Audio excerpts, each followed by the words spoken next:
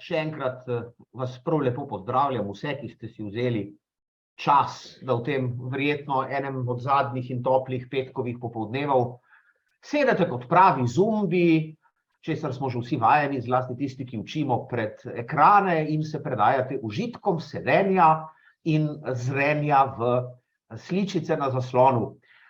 Seveda, če te Sabina Fras Popovič povabi k sodelovanju in si za povrhu tega še izmisli prav, lahko bi rekli temu, idealen naslov predavanja, potem ne moreš reči ne. Razlog je tudi to, da ima Sabina tako ime kot moja žena in Sabini se torej ne ugovarja. Tako da sem se prav z veseljem pripravil in seveda lotil tega razmisleka o naslovu, ki mi ga je,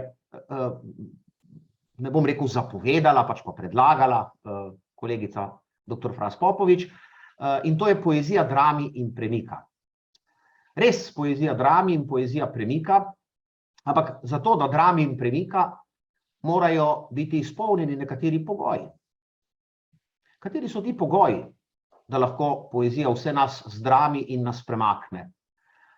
Najprej jo je seveda potrebno brati, a ne? To boste rekli, je pa ja samoumevno, kako te bo nekaj predramlo, če tega nisi deležen. No, ampak podatki, ki kažejo na to, koliko v resnici berejo naši otroci in koliko beremo seveda odrasli, niso ravno navdušujoči. Nismo pa pri tem Slovenci kaka posebna izjema. Jaz pri svojih razmislekih rad izhajam iz nekaterih podatkov, ki jih najdemo v različnih raziskavah, v različnih knjigah o odnosu mladih nasploh do branja književnosti, do šole in v zvezi z našo temo posebej do poezije. In zanimivo je, da je v eni od svojih najbolj znanih knjig o mladinski literaturi kanadski profesor Perry Nodelman že v 90-ih letih pisal o tem, da pa takrat najbrž te družbene platforme in vse mogoče take in drugačne navlake na telefončkih in na računalnikih niso bile tako razširjene kot danes. Torej, navajal je podatek iz Velike Britanije, ki kaže na to, da kar 47% učencev, torej mladih, izven šole sploh ne bere nič poezije. Torej, skoraj polovica otrok se poezije ne bo lotila izven, recimo temu, šolskega dela, šolskega branja. In dobra tretjina jih trdi, da poezijo preprosto sovražijo. Zakaj, bi se mi vprašali, in ali smo Slovenci pri tem morda le nekoliko boljši, glede na to, da veljamo za pesniški narod in neki znani profesor in poznavalec književnosti, izvrsten interpret poezije, je rekel, da imamo celo lirski značaj, tako rekoč, v vsaki hišici pri nas se poje pesmi in se jih piše, a jih potem pišemo in pojemo, beremo pa ne. No, podatki tudi pri nas niso zelo razveseljujoči. Leta 2008 je bila opravljena raziskava o priljubljenosti ali nepriljubljenosti pouka slovenščine, ki je, hvala Bogu, temeljito razdrla tisto predpostavko, kako naj bi bila slovenščina najbolj osovražen predmet, kar nikoli ni seveda veljalo. Slovenščina je povsem običajno priljubljen predmet, tako kot angleščina, nekoliko manj pri fantih, pa nekoliko bolj pri dekletih, za razliko recimo od kakšne zgodovine, kjer velja obratno. No, to zdaj ni tako bistveno. Če se vrnemo k poeziji, po tej raziskavi, ki jo navajam in je dostopna tudi na spletu, celotno besedilo z nekoliko drugačnimi poudarki bo pa objavljeno v reviji Otrok in knjiga. V naslednji številki boste to lahko sami zasledili in potem prebrali, če vas te teme zanimajo. Ta raziskava kaže, da tako učenci kot dijaki menijo, da je najbolj zanimiva pri pouku slovenščine obravnava dramatike in proze, potem recimo kak pogovor o književnih osebah in čisto na koncu pride poezija. Zelo zanimivo menijo tudi učitelji slovenščine, tako v srednjih šolah kot v osnovnih šolah. Po analizi njihovih odgovorov se namreč kaže, da opažajo razmeroma visoko zanimanje med dijaki za branje pripovedništva, novel, romanov in tako naprej. Potem recimo za razmišljanje o književnih osebah, to smo že tudi omenili. Celo dramatika je potem na drugem mestu in celo slovnica, pa celo analiza neumetnostnega besedila je pred branjem poezije. To dijakom ni blizu in tudi učitelji v osnovni šoli ugotavljajo, da težko pritegnejo učence k branju poezije in zlasti k besedilom starejšim avtorjev. Zdaj, to so pač dejstva, tako to je, mi lahko dejstvom verjamemo, to so statistično ugotovljena stališča, lahko bi si seveda rekli, da verjamemo samo tistim stališčem, ki jih sami falsificiramo, ampak jaz ne bi niti bil plat zvona, češ groza, poezija je nekaj tako zelo nepriljubljeno, da jo je najbolj kar nehati pisati in tiskati. Bolj bi se vprašal, kje so razlogi za tak odnos do pesništva. Sam vidim enega od pomembnih razlogov pravzaprav v tem, da morebiti ne znamo dovolj prikazati pomena poezije, pomena verzov kot neke specifične jezikovne igre, že na začetku otrokovega vstopanja v svet domišljije, jezika, literature, oziroma v našem primeru, če je to tema našega posveta, pesništva ali poezije. Če vemo, kako je med Slovenci z družinskim branjem, z družinsko pismenostjo, če vemo, da nordijske države berejo zelo veliko otrokom, odstotki pri njih dosegajo tam 3/4, tu nekje, pri nas pa otrokom že v prvih letih bere le kaka tretjina staršev po raziskavi Knjiga in bralci 6, potem je jasno, da če otrokom ne bomo od začetka brali verzov, če ne bo že dojenček deležen zvočne igre, če se ne bo že leto in pol stara deklica, tako kot moja Lučka, smejala v spavanki za piščance, predvsem ponavljajoči se igri oglašanja piščančkov, zaspi, pi, zaspi, pi, in to je seveda strašno zanimivo. Potem najbrž, če to umanjka, če to pristen stik med nami kot odraslimi bralci, poezijo in našimi mladimi sogovorniki izgine ali se pa sploh nikoli ne pojavi, ni verjetno, da bodo tudi v kasnejših letih prepoznavali poezijo kot nekaj, kar je vznemirljivo, privlačno, lepo, čarobno in ni samo sredstvo, pri katerem iščemo retorična vprašanja, krasne ali okrasne pridevke, za povrhu pogosto še narobe in podobno. Torej, prvo stvar, ki se jo moramo seveda zavedati v zvezi s poezijo, je to, da bodo otroci počenjali tiste stvari, za katere verjamejo, da so všeč nam, da jih imamo mi radi, da jih mi sprejemamo in neposredno doživljamo, da torej mi kot mentori branja širimo to posebno ljubezen do poezije. In potem se to pravzaprav isto lahko dogaja tudi kasneje, na razredni stopnji, na predmetni stopnji. Tudi v srednji šoli bi se moralo dogajati to tako.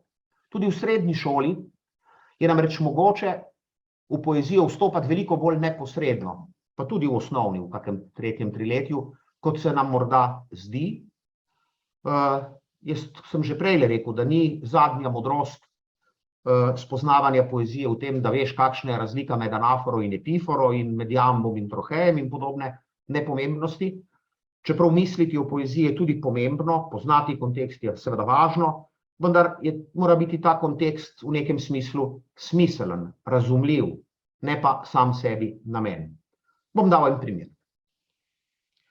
Zelo bistveno za šolsko branje književnosti, posebej poezije, pa tudi za vse različne druge oblike motivacije otrok za branje književnosti, na primer bralna značka, bralni klubi in tako naprej, to, kar predstavlja bralno-motivacijske dejavnosti izven okvira šolskega konteksta, je kakovostno interpretativno branje.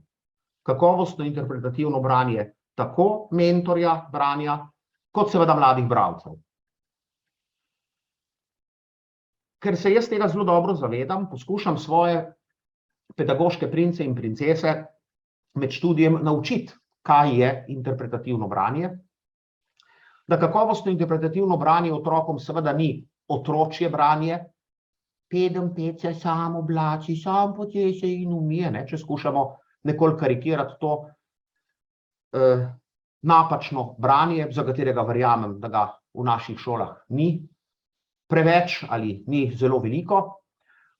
Skušam jih pripraviti do tega, da postanejo doživljajski bralci, interpretativni bralci, seveda ne igralci, tu so neke razlike povsem jasne, in to počnemo pri vajah.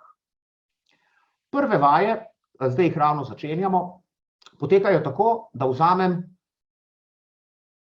Šalamuna, ki ga vsi poznajo iz srednje šole, in to iz 4. letnika, se pravi, je spomin na večinoma precej intelektualistično interpretacijo slovenske neoavantgarde še živ, učijo se vse mogoče stvari o skupini Uho in tako naprej. V bistvu pa opažam, da imajo izrazito šablonski način branja in hkrati prav nobenega odnosa do tega, čemur bi rekli radost pesniške igre. Potem poskušamo Šalamunove gobice, namreč takoj z vso to zadevo, najboljše stvari so gobice, se besedilo gotovo poznate, pretvarjati v različna razpoloženja. Skušamo del pesmi prebrati kot reklamo.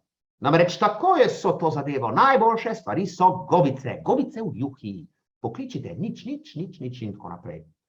Del pesmi poskušamo prebrati mogoče nekoliko zapeljivo.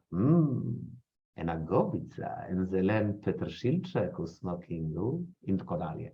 In oni so, ne samo, da se uro pa pol neizmerno zabavajo, na koncu mi velikokrat rečejo, zakaj nismo mi to tako brali v srednji šoli, ker zdaj je meni, mi je rekla prav pred kratkim ena študentka, zdaj je meni pravzaprav jasno, v čem je štos Šalamuna in njegovega cikla z naslovom Gobice in sploh te zanimive nonsensne igre, ki rečemo modernistična poezija.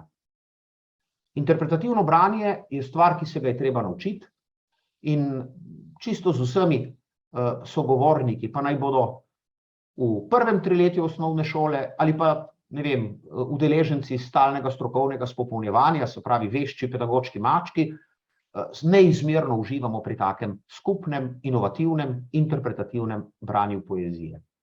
Če boste pokazali, da je pesem tudi tvoja, da je pesem nekaj, s čimer se lahko igraš, kar ti je lahko v radost, v veselje, v zabavo, potem je to za bralno motivacijo seveda bistveno bolje, kot če bodo dobili koncept, da je poezija nekaj, kjer se učimo slovar literarno-teoretskih pojmov, podatkov o pesniku in podobne, zares obrobne stvari.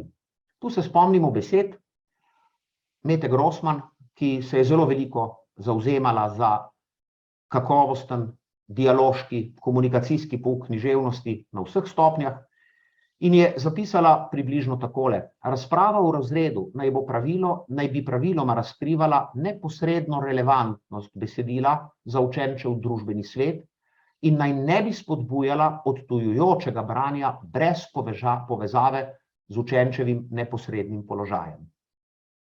Pesem ni nekaj, kar je izumrlo, ni enota v Narodni univerzitetni knjižnici, na kateri je 5 centimetrov prahu. Pesem je nekaj, kar lahko govori neposredno o tvojem svetu. Pesem je nekaj, v kar lahko ti vlagaš svoj lasten pogled na svet, tudi z načinom branja, in seveda nekaj, kar omogoča povezavo tudi s sodobnim svetom najstnika, preko tako imenovanih medbesedilnih povezav. Knjiga, ki jo je prijazno omenila kolegica Sabina, je eden od primerov tovrstnega povezovanja sveta. Midva s imenitno reperko Masajo, jaz upam, da na internetu lahko najdete in da ste že poiskali kak njen komad, kot ona temu reče, ki v nekaj dneh doživi 10.000 ogledov in je v tem trenutku zadnji njen video, ki je šel pred par dnevi, na 11. mestu na YouTubeu po tako imenovanih trendih, to se pravi v svetovnem merilu, kaj naj bi se poslušalo, dajo slovensko reperko za vzor. Prav nobene druge ansamble ne boste našli na tej listi. Ko midva skupaj včasih greva na kak pogovor, na kako šolo, širiti bralno kulturo, pravzaprav, ne samo zabavati ljudi. Zanjo namreč to, kar počne, ni zabava, ne. Ona v enem od komadov reče, nisem reper, sem umetnik, vse, kar delam, je umetnost. Kar je meni precej srhljiva izjava za dekle staro 20-21 let, tu nekje je nastal ta komad. Ona se zaveda svojega poslanstva, no, ko to počneva, ona vedno govori o tem, kako je treba brati, kako je treba razmišljati, kako mora biti poezija nekaj, kot bi rekla Sabina s tem naslovom, kar drami in premika, širi obzorja, širi naš odnos do sveta. In lahko si predstavljate, da ona s 3 stavki, jaz sem ful prebrala klasike, naredi veliko več, kot če bi jaz 15 ur predaval dijakom ali pa učencem o tem, kako je branje pomembno in če ne bomo brali, nas bo poralo, je rekel Tone Pavček in podobno. Meni manj verjamejo, njej pa izrazito. Tudi zato, ker ima ta neposreden, direkten in skrajno iskren odnos do same sebe, do sveta, v katerem živi, in do izraza, s katerim med mlade in druge poslušalce seje svoje kritične misli in kritične verze. Kaj so torej odtujevalni učinki branja? Verjetno so odtujevalni učinki branja poezije najprej, če gremo tako po vrsti, kot smo začeli, nesmiselne naloge v zvezi s poezijo. Nekaj sem jih že omenil, katere so nesmiselne naloge, lahko vsak mentor branja premisli sam pri sebi, na podlagi tega, kako se na te tovrstne naloge odzivajo učenci in dijaki. Druga stvar, izrazito odtujevalni učinki so dejavnosti, v katerih otroci ne vidijo pravega smisla. Recimo, učenje pesmice na pamet samo po sebi ni nesmiselno dejanje ali pa dejavnost, če iz tega naredimo eno mikropredstavo. Moji študentje se zlahka med vajami naučijo pesem na pamet, ker jo potem, recimo, ko iz Tetra Paka v lonec priteče mleko, zasliši nekoga, ki reče, takole še malo pa Mihec bo vstal, zato že kar zdajle mu skuham kakav. 1, 2, 3 se naučijo pesmico Mleko, ki je pravzaprav ne ravno najbolj kratka, zato ker potem vejo, da bodo v razrednem gledališču lahko kot skupina naredili imenitno mikropesniško predstavo. Jaz mislim, da sama vprašanja, ki jih postavljamo v poeziji, za razumevanje vsebine in za vrednotenje, niso nesmiselna. Nekateri pravijo, pustite otrokom naj pesem preberejo, padejo v nezavest od navdušenja in potem bomo naredili največ. Torej, najboljši učitelj je tisti, ki ob prebranem muči. Jaz temu ne verjamem. Vprašanja so seveda pomembna. Otroci, dijaki, študentje, kakorkoli že rečemo, našim mladim sogovornikom marsikaj v poeziji tudi spregledajo, na to jih je treba opozoriti in so tega hvaležni in so pač hvaležni, če to naredimo. Samo ta vprašanja najbrž ne smejo biti samo reproduktivne narave. Biti morajo vrednotenska, zahtevati, pa spodbujati, če rečem nekoliko bolj v rokavicah, morajo otroške kritiške odzive ali kritične odzive na prebrano. Učiti jih moramo utemeljevati svoje mnenje in seveda delati te medbesedilne primerjave med njihovim svetom in svetom poezije, ki ga spoznavajo. Tu imam celo vrsto zelo simpatičnih anekdot. Ravno danes mi je ena precej ugledna profesorica Slovenske gimnazije pripovedovala o dogodku lanskega šolskega leta, ko sem jo jaz seveda skušal prepričati, da kako moderno glasbo vključi v svoj pouk, pa najprej ni bila preveč navdušena nad tem, recimo, da bi poslušali v 4. letniku rap, namesto da beremo kako poezijo ali pa da beremo oboje. No, imela je eno dijakinjo v 2. letniku, ki preprosto ni hotela prebrati nič od Prešerna, niti nič povedati, niti nič, to njo ne zanima in pika in konc. Čeprav naj bi punce že po definiciji in po podatkih brale več kot pobje, tudi v srednji šoli, zlasti poezije. Ona je potem sredi ure slovenščine rekla to, no pa kaj pa ti poslušaš? No in to je seveda deklico strašno vznemirilo in pol je rekla, poslušam to in to, šlo je za neko narodno zabavno ali turbo folk glasbo naših južnih sosed, ali pa ne ravno sosed, ampak iz naše bližine. In povsem po naključju je ta komad, ki so ga poslušali kar vsi v razredu pri urah slovenščine, rekla je, ne moreš si predstavljati, kakšne oči so naredili tudi drugi. Kaj? Pri slovenščini to poslušamo? Ne? To so poslušali, na kar so se začeli pogovarjati o tem komadu in povsem po naključju je bil ta komad po sporočilu zelo podoben Prešernovi pesmi Hčere svet. Ta deklica je potem šla domov in naredila odličen govorni nastop, kjer je primerjala to njeno pesem in verjetno precej klasično, na prvi pogled tudi izrazito neprivlačno za mlade ljudi Prešernovo pesem. To se zdi meni bistveno poudariti. Se pravi, ko govorimo o vprašanjih, ko govorimo o spodbujanju višjih ravni odzivanja na besedilo, ne samo obnovi vsebino ali pa podčrtaj ukrasne pridevke, to imam posebej rad, kot vidite. Ko govorimo o tem, se pravzaprav pogovarjamo o razvijanju bralnih strategij ob pesništvu. Zdaj, mi bi se seveda lahko vprašali, katere so bralne strategije, ki jih lahko ob poeziji razvijamo. Jaz sem o tem precej razmišljal, zagotovo je ena od najpomembnejših značilnosti vsake kakovostne poezije. Pa če ji rečemo Prešeren ali pa slovenski pesniški modernizem, Borisa Novak recimo, v mladinski poeziji, pa tudi v poeziji za odrasle, neka specifična jezikovna igra. Poezija pogosto rabi besede na način, ki, če skušamo razmišljati z eseističnimi besedami Nika Grafenauerja, premikajo običajne besede iz običajne pomenske lege. Se pravi, besedam dodajajo nove pomene,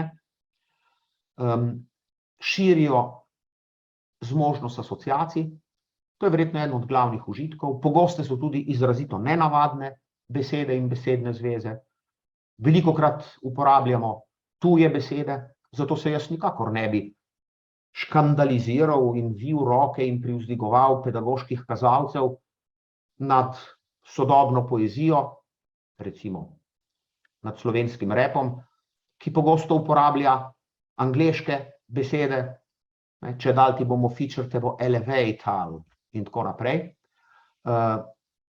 ker vse to počne že tudi pravzaprav klasična poezija, ali pa tista, ki ji rečemo vrhunska, estetska, celo hermetična poezija za odrasle. Izumlja nove besede, besede razstavlja in podobno. Poezija je v nekem smislu občutljiva za možnost jezikovne inovativnosti in tako pridemo do cele vrste užitkov, ki so potem povezani z bralnimi strategijami, ob katerih lahko razvijamo naš občutek za poezijo skozi ustvarjalen pogovor o prebranem, ki mu lahko rečemo komunikacijski pouk književnosti, za razliko od tradicionalnega, kjer iz tega ali onega priročnika Silve Trdine izpisujemo trope in figure in podobno. Lahko to počnemo seveda tudi pri bralno-motivacijskih projektih, ki jih je na našem področju zelo veliko. Užitki branja poezije so naslednji. Najprej, jaz bi rekel, užitek zaznavanja besede ali pa posebnosti besed in različnih vzorcev, ritmičnih, melodičnih in tako naprej, ki jih besede ustvarjajo. Le zakaj je še dan danes, po več kot 100 letih, tako zelo priljubljena recimo Župančičeva otroška pesem? Dobro, nekateri bi rekli, verjetno bi imeli prav, ja, Zato, ker beremo mi, stari starši, mehurčke svojim otrokom in ti jih berejo potem naprej svojim otrokom. Verjetno res, ampak zakaj beremo ravno mehurčke? Iz preprostega razloga, ker Župančič kljub temu, da uporablja skrajno nenavadne besede, kot je loncevezec, pa meh za smeh in tako naprej, temelji na zvočni igri. Brez zvoka in zvočnosti Župančičeve otroške poezije praktično ni, pa tudi tiste za odrasle, seveda ne, saj poznate njegove najbolj znane pesmi za odrasle te vrste. Ko mi s študenti delamo rega, rega, rega, rega, vedno hujša je zadrega, sonce že do dna nam sega, oni bolj slišijo zvok oglašanja žabic v različnih tonih, kum, kum, lepo kum, kot recimo, da bi se spraševali, kaj zdaj pomeni zadrega in zakaj so žabice v zadregi in podobno. Izrazito neposreden stik z materijo, ki rečemo zvočnost v poeziji, je torej nekaj, kar nam na široko odpira vrata v svet poigravanja s to prvino in seveda tudi naspelje k drugemu užitku, ki je pomemben v poeziji, in to je užitek zaznavanja razpoloženja, ki ga ustvarja besedilo. Že v poeziji za odrasle bomo imeli pesem o materinstvu, to se pravi o neki temi, ki je pomembna, zanimiva, sama po sebi verjetno, ki je lahko postavljena v skrajno lirično, poetično razpoloženje, recimo pri Saši Vegri, pašnik je ozelenel v mojem naročju, visok topol se je dvignil iz mojih prsi in dva potoka sta se prebudile iz usihanja. Moj otrok je prišel, da bi nahranil svoje ptice in spustil kamenčke želja v krošnjo topola. Napil se bo moj otrok iz prebujenih studencev in zaspal. Saj sem kot mati Božja na starih ikonah, sveta in srečna. To je eno razpoloženje v povezavi s temo. Svetlana Makarovič bo seveda naredila popolnoma drugačno pesem in bo zapisala: zibelka, zibelka, zibelka bela, kaj boš dozibala v jutro vesela? Travica, travica, trava le ena, trav je na tisoče, mati le ena. Zibelka, zibelka, zibka krvava, tu je še trupelce. Kje pa je glava? Glava iz trave, pa reče tako: drugič si rodi brez glave telo, da boš tu tajala, pesmi mu pela in ga popolnoma zase imela. Ta mračna, temna razpoloženja pritegnejo bralca, že zelo mlade bralce pritegnejo, recimo rahlo strašljive pesmice, kaka Ustrahavanka Andreja Rozmana Roze ali kaj podobnega. Tudi kasneje imajo otroci recimo balado, če jo znamo pravilno interpretativno prebrati in se potem pomeniti o motiviki, ki jo vsebuje, je to lahko odličen bralni dogodek. Poseben užitek je užitek uporabe vedenja v književnosti ali poznavanja književnega konteksta za razvijanje strategij razumevanja besedila. Mi lahko povemo, seveda ob pesmi, recimo Muran bi bil lahko tak primer, zanimivo življenjsko zgodbo tega pesnika. Kje je odraščal, zakaj je odraščal, iz česa izvirajo ti njegovi boleči verzi. To isto počne Masaja na najinih skupnih srečanjih z mladimi bralci, ko pove, kako je zaznamovala pri 18 letih smrt očeta, kako je že narejen album zaradi te svoje strašne stiske preprosto zavrgla in začela pisati drugačno poezijo, seveda poezijo posebne vrste, ki ji rečemo rap. Užitek opazovanja vrzeli ali pomanjkljivosti v lastnih bralnih strategijah je lahko vir užitka. To, da se z nečim spopadem, da je nekaj prezahtevno še v tem trenutku, me lahko motivira za razvijanje bralnih strategij. Dam spet primer, te stvari niso kar tako, jaz jih sam vedno preverjam v praksi. Ko z mojimi študentkami in študenti berem modernistično poezijo za mlade in tudi odraslo, seveda, mi dostikrat rečejo, tega pa nič ne razumem. Seveda ne, čeprav ne, da ne razumemo, to zna vsak napisati. No, se rekel, to najbrž ne, pa tudi, če to zna vsak, nekdo je to prvi naredil, ne, tako, če se spomnimo na kakega Kolumba, dajmo poskušati stvar, ki je ne razumemo, brati tako, da se izognemo nekim ustaljenim programiranim načinom razmišljanja. Branje moderne poezije zahteva asociacije, več sebe vključite noter. In potem se opogumijo, potem začnejo naštevati te asociacije in na koncu rečejo, ja, to pa čisto kul, to je drugače, kot smo mi vajeni. Se pravi, lahko po svoje razumeš. Seveda lahko po svoje razumeš. Tem je bistvo pesniškega modernizma v odrasli poeziji in v poeziji za mlade. Čisto isto je. Ko razviješ te svoje strategije, vidiš stvari globlje, vidiš drugače od seveda drugih sobralcev. Zato je v bistvu modernistična poezija tako zanimiva.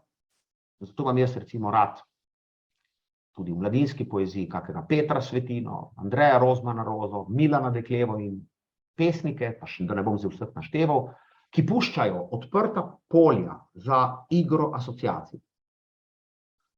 To velja tudi za bolj klasične verze. To tudi za dve zbirki, ki jih bomo danes nekoliko pobliže pogledali. Ena je imenitna pesniška zbirka Anje Štefan, Drobtine iz Mišje doline. Tudi če me Anja posluša ali pa ne, bom to povedal. V tem trenutku meni se zdi to recimo pesniška zbirka desetletja, zagotovo.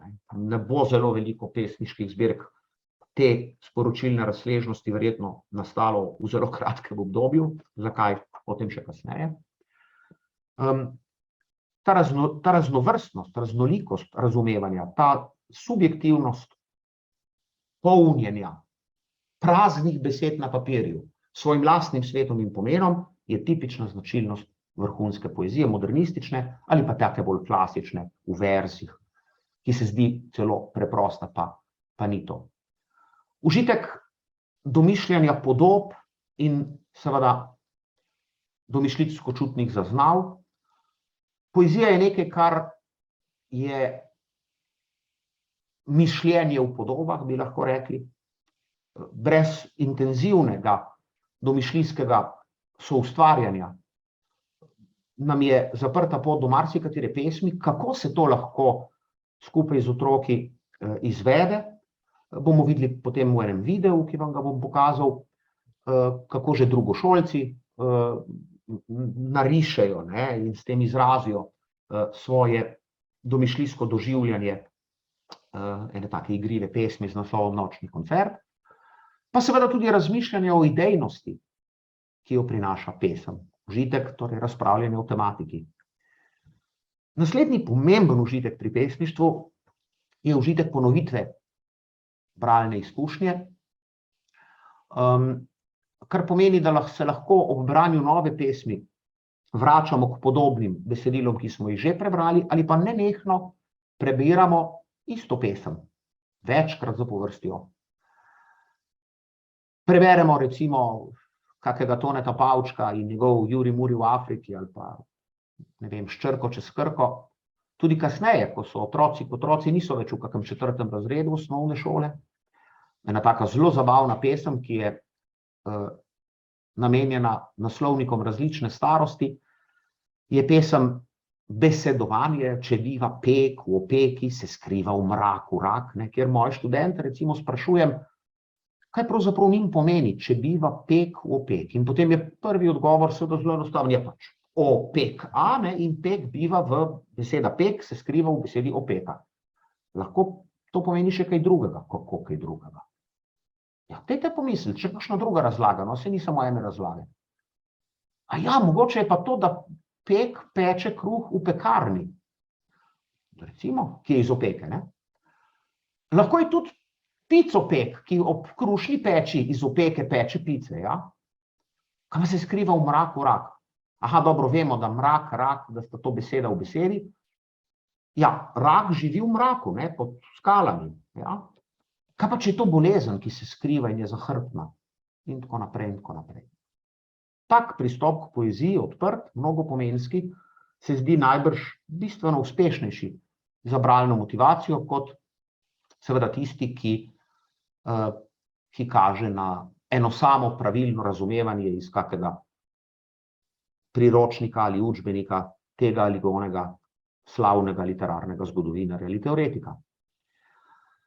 Užitek razumevanja strukture besedila je pomemben, kako so sestavljeni verzi, kako se ponavljajo ali pojavljajo ritmični vzorci v besedilu, kako se kršijo pravila metruma in pravila recimo samih formalnih zakonitosti poezije, kaj pomeni sonet z odmevom in take stvari. To se zelo od vseh teh možnostih se da imenitno poučiti v perfektni knjigi Borisa Novaka Oblike sveta in potem Oblike srca, duha in tako on je to dopolnjeval. Tam vam tudi kaže ta, jaz bi rekel temu živ, ustvarjalen, funkcionalen odnos do poznavanja strukturnih in zgradbenih in jezikovnih in drugih značilnosti pesniškega gradiva kot takega. Užitek kritične identifikacije s književno osebo. Upam, da smo presegli še pred nekaj desetletji morda utrjeno pojmovanje ali pa ne tako daleč nazaj, če sodimo po odzivih na Cankarjevo tekmovanje, idejo, da bodo otroci kar posnemali književne osebe v besedilu in če jim bomo dali, ne vem, knjigo Oči Andreja Makuca, bodo sami mučili živali, ne? To isto seveda velja tudi za poezijo. Če bi tako razmišljali, potem bi zlahka iz učnega načrta vrgli Prešernovo Zdravljico, ker če pri vsaki kitici spiješ en kozarc, ne, kot se to pri Zdravljicah spodobi, si seveda precej okajen ob koncu Zdravljice. Mi ne beremo Zdravljice zato v šoli, da bi spodbujali alkoholizem med mladimi ali kaj podobnega, ampak jih učimo kritične identifikacije.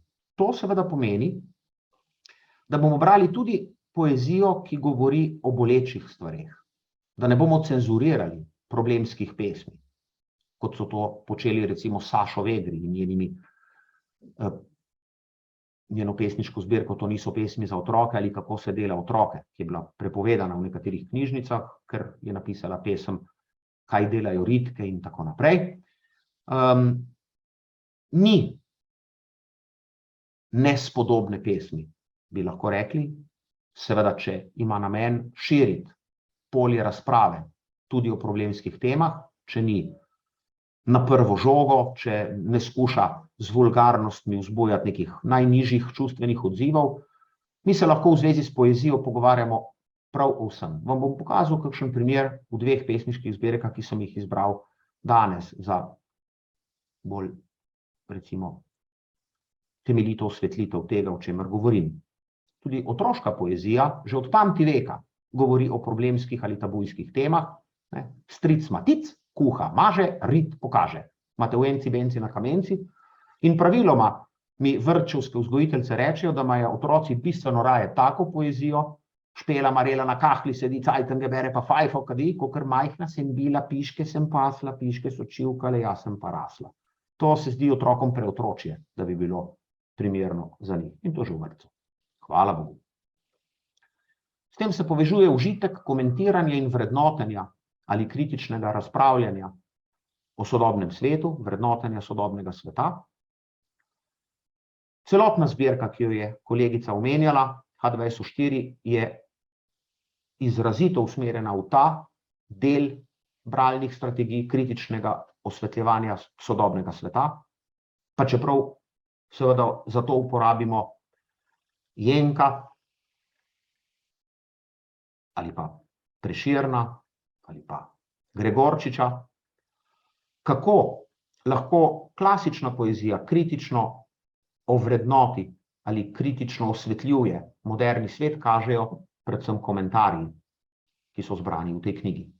Komentarji sodobnikov, ki pokažejo aktualnost Jenkove misli, recimo, napisala je komentarje na Dijakinja, ki izhaja iz zelo krutih družinskih razmer, ki je zaradi vseh mogočih srhljivih dogodkov končala potem v prevzgojnem zavodu, začela pisati poezijo in skozi svoje izkušnje osvetljuje verze Gorje, kdor nima doma, kdor ni nikjer sam svoj gospod in tako dalje. Prava poezija govori vsak trenutek o vsakem času in o vsakem človeku, ker je univerzalna po svoji poglobljenosti in teži sporočila. In seveda užitek pogovora o prebranem z drugimi bralci. Cel čas poudarjam ta temeljni užitek, s katerim bomo sklenili predlog užitkov branja oziroma segmentov bralnih strategij, ki jih razvijamo o poeziji. Ni kakovostnega branja, če branje ne spremenimo v neke vrste bralni dogodek, če poezije v skupini skozi pogovor ne nadgradimo ustvarjalno, če ne spodbujamo skupnega, lahko bi rekli, dela ob poeziji, kjer si razdelimo te stvari, kjer skušamo ustvariti naše videnje, našo interpretacijo poezije. No, da to je možno, pravzaprav že od prvih korakov vam bom zdaj pokazal, če se še slišimo, na podlagi enega videa, ki ga boste lahko našli tudi na YouTubeu, kjer je kolegica v 2. B na osnovni šoli Dušana Bordona v Kopru naredila pravzaprav neke vrste vizualno interpretacijo komada Nočni koncert iz Repkov. In otroci potem sami po eni strani izražajo te domišljijske podobe, o katerih smo govorili, in po drugi strani govorijo pod navednicami v imenu teh živali, ki nastopajo v pesmi V živalskem vrtu se ob polnoči prav nekaj nenavadnega godi, ki je mimogrede pesem Ksenije Šoster-Olmer. Nadgradil je pa Trkaj. Slišali boste oboje. Zdaj vam bom poskušal to spustiti, če slučajno ne bi delalo, mi bo Sabina to povedala, pa mislim pa, da bo vse v redu. Poskusimo zdaj takole narediti, pa takole, pa prisluhnimo, kaj pomeni ustvarjalna nadgradnja pesemskega besedila v šolskem kontekstu, in to v času Zooma, ki je veljal za precej nemotivacijsko stanje v povezavi z branjem ali pa z ustvarjanjem nasploh.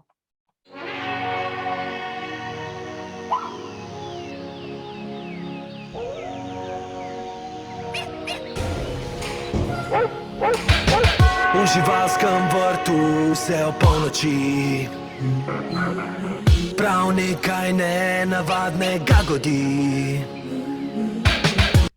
V živalskem vrtu sredi noči se prav nekaj nenavadnega godi. Godi se, da je koncertnim po koncertu Bog zaceli proti luni. Res je čudno, da pingvini po noči strežejo sladoled. Ozvočenje in oder sta nared. Natakani pingvini delijo sladoled. Upam, da imajo čokoladnega in vaniljevega. Čau, pingvinček. Upam, da imate čokoladnega? Daj zame. Vse živali prehajajo na kup, še mali kenguru oči ne stiska skup. Na koncert bodo prišli lev, opice, pav, medved in slon.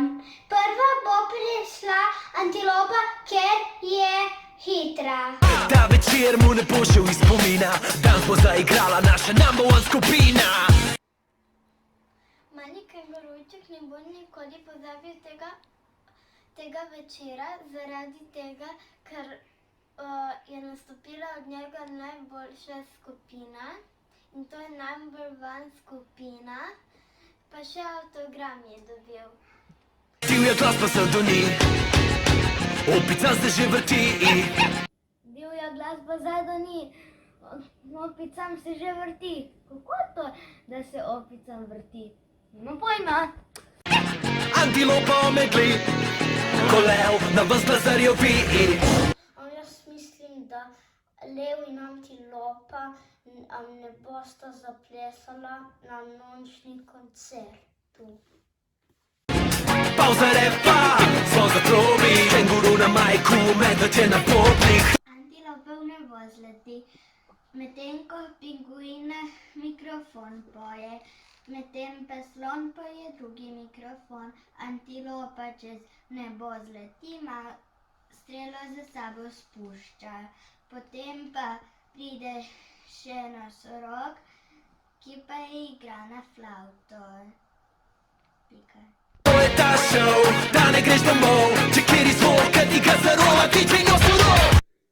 Antilopa gre z motorjem na žur, kot ti ga zarola DJ Nosorog. Živalski vrt, to je naš bend, danes imamo nočni koncert. Ne mi stat, ne mi spat, dvigam tace v zrak. Ne mi spat, ne mi stat, dvigam šape v zrak. Živalski vrt, to je naš gang, danes imamo nočni koncert. Ne mi stat, ne mi spat, dvigam tace v zrak.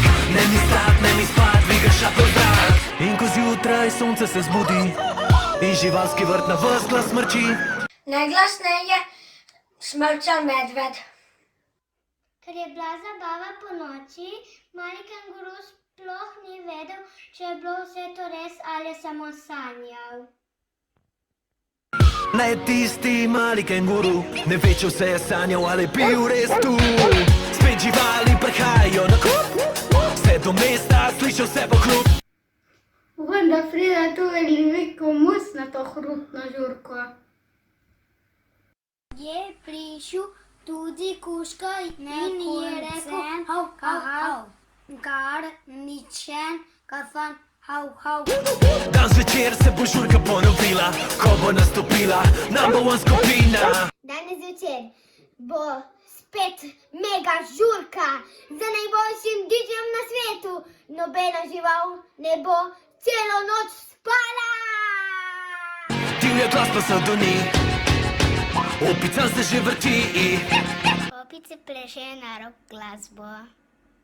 Antilopa omedli, ko lev na ves glas zarjovi.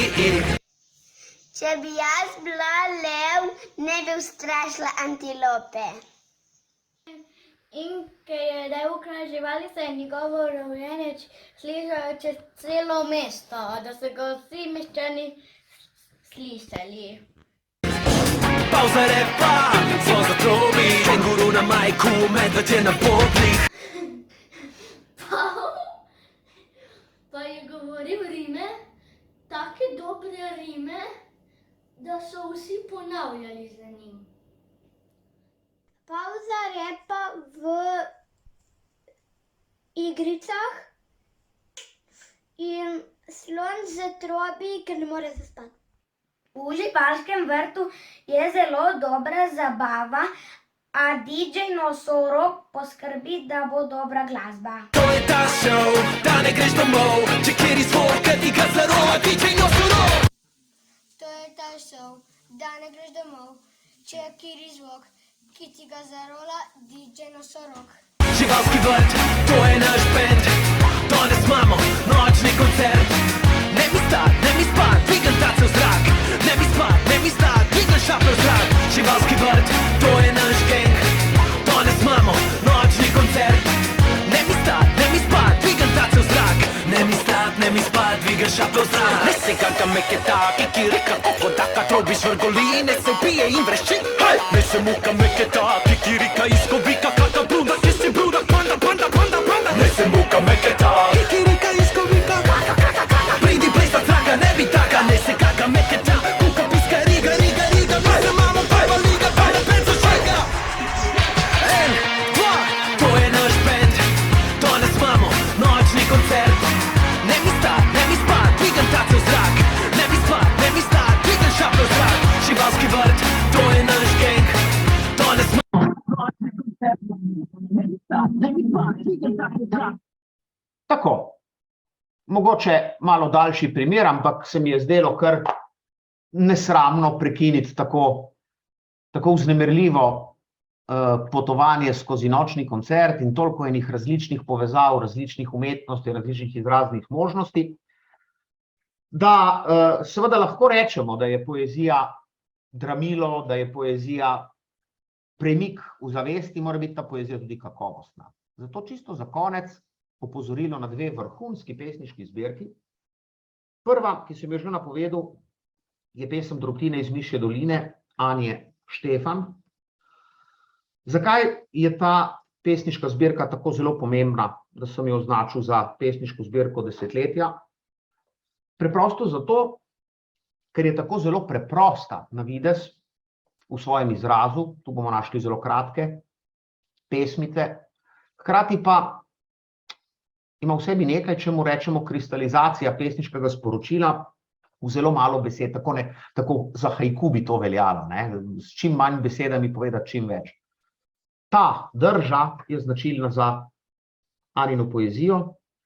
To najdemo že v uvodni pesmici Pisar, piši moja tačka, piši drobne pesmice za miši in ujemi mišji svet v gladko nitko iz besed. Kakšen je ta mišji svet, ki nam ga pričara Anja Štefan? Se moramo seveda vprašati, že ko preberemo prvo pesem. In kako teče ta gladka nitka iz besed? Pesnica se v tem svojem imenitnem projektu, v tej imenitni zbirki, navezuje seveda na izročilo, recimo temu ljudske izštevanke. Celo vrsto poigravanja z zvoki, z ritmi in tako naprej boste v njej našli. Po drugi strani se navezuje na nekatere izročilne junake, na igro z izumljanjem nenavadnih novih besed, kot recimo meni sila ljuba pesmica Čarovniška, cipr, copr, koromač, sem mogočen mišji vrač, kar je bolno, to zdravim, kar je z mesta, to popravim, cipr, copr, 1, 2, 3, že si zdrav in brez skrbi. Lahko bi seveda tu filozofirali zdaj o zdravilni moči poezije in podobno, ampak to Anja naredi v praktično 6 verzih, v drobni pesmici pove veliko več kot vse mogoče sive teorije. Svet miši ni samo svet svetlobe, ni samo svet igre, ni samo svet zvočnih in pomenskih premikov in preklopov, je tudi svet bolečine, je tudi svet, recimo temu, nekoliko temnejših sporočil in razpoloženj. Recimo pesmica Medenjak. Stara miška in star mišjak sta kupila medenjak. Sama sebi sta ga skrila. Ga že bova, ko bo sila. Medenjak ostal je trd. Njiju je pobrala smrt. Gre seveda za vprašanje minljivosti, za vprašanje nevoščljivosti, ki se subtilno slika na ozadju te izrazito preproste pesmice, ki jo je seveda mogoče razumeti tudi kot čisto navadno, pod navednicami, navadno se razume šalo, šaljivko, ne, pač miška in mišjak sta umrla, preden sta pojedla svoj medenjak. In za konec tega razmišljanja o Anini poeziji še pesmica Lahko noč, v kateri je zbrano vse tisto, kar pesnica s temi preprostimi verzi, ki so preprosti seveda samo na videz, zagovarja. Fižolček pod vzglavje za srečo, za zdravje, za pamet, za moč in našim mladičkom in vsem otročičkom želim lahko noč. Poezija Anje Štefan je tak čarobni fižolček, ki prinaša srečo, ki nas ozdravi od digitalne demence, tako da nam seveda vrne pamet in nam daje pogum, da kot miške rečemo, le pogumno, le za mano, kmalu bomo našli hrano, ne le hrano, boljši svet, kjer nam lažje bo živeti. V eni najboljših pesmi v slovenski otroški poeziji nasploh, z naslovom Le pogumno. Mislil sem vam jo tudi predvajati, ampak me čas nekoliko preganja. Druga taka pesniška zbirka je Romeo in Julija iz sosednje ulice. Odlična pesniška zbirka Vinka Möderndorferja, ki po eni strani nadaljuje poetiko odprte, tudi kritične, večplastne, razpoloženjsko izrazito raznovrstne poezije. Ljubezen ni samo lepa, ljubezen je tudi lahko boleča, to že Pavček odpira v svoji poeziji. On uporablja drugoosebni pesniški subjekt, ker ljubiš, si pozabljiv, ne briga te šola, ne naloge, ne butasti testi in tudi zaspiš prvo uro včasih, ker ljubiš. Ne? Kdorkoli pač ljubi, ti ljubiš, lahko si ona ali on. Potem so pa tu še pesmi, ki so po razpoloženju nekoliko drugačne. Ena od najbolj pretresljivih pesmi najstniške poezije niso pesmi, ki govorijo, kako je treba učitelje zmerjati in kako jim gre šola na živce, ampak je pesem, ki je daljša in vam je ne moram prebrati v celoti zaradi časovnih omejitev in ima naslov Črni svet. Črni cvet, ne svet, čeprav je tudi svet črn v tej pesmi. Pridivjali smo v razred. Romeo in Julija, Romeo in Julija, Romeo in Julija, so naju zafrkavali sošolci, ker sem se držala za roke. Mater ste otroči, sem jim rekla, čeprav mi je bilo všeč. In tudi Romanu je bilo všeč. Ko je prišel v razred stari zalikovni, smo še kar klepetali, se smejali, hihitali, sploh se nismo mogli umiriti. Bil je pač takšen lep dan. Ko je stari zalikovni kar nekaj časa stal pred tablo, smo se umirili. Gledal nas je in se tako čudno smehljal. Ste brali današnji časopis? Nas je vprašal. Mlad fant v gozdu, tik ob meji, zaradi izčrpanosti in podhladitve je umrl. No, je rekel učitelj, danes bi rad, da narišite nekaj v spomin na mladega fanta, vašega vrstnika, ki je umrl v slovenskem gozdu, ker mu nismo znali pomagati. V tišini smo položili bele liste na mizo. Vem, kaj bom narisala. Narisala bom droben cvet. Droben črn cvet. Ob tovrstnih pesmih, ki nas brez dvoma ne morejo pustiti ravnodušne, imate seveda v poeziji Vinka Möderndorferja, ki jo je v 3 minutah praktično nemogoče niti očrtati, kaj šele izčrpno predstaviti, tudi pesem, ki se poigrava s tujkami. Ljubim te tako eruptivno, tako intenzivno, tako glukozno, tako intravenozno, da se mi vrti in temni in obleči pred očmi in tako naprej. In seveda pesmi, ki so napisane kot likovne pesmi, morda če se bo to kaj videlo, seveda se vidi, v obliki jadra, v obliki recimo takega romba z naslovom pika. Zelo simpatična poteza teh pesmi je, da si mora bralec sam razlagati, kaj zdaj piše P, ik, as, va, jas in ti in svetu in tako naprej. Ne? To nam na neposredni ravni bralne izkušnje pokaže, da poezijo zares ustvarja pravzaprav šele bralec. Da pa jo lahko ustvarja. Smo pa tu za njim, ob njem, mi, mentori branja, ki poezijo beremo, ki jo imamo radi, zato, da nas drami pred drami premika in nam vse zanimive, raznobarvne podobe tega čudnega sveta znova in znova po svoje naslika. Hvala lepa.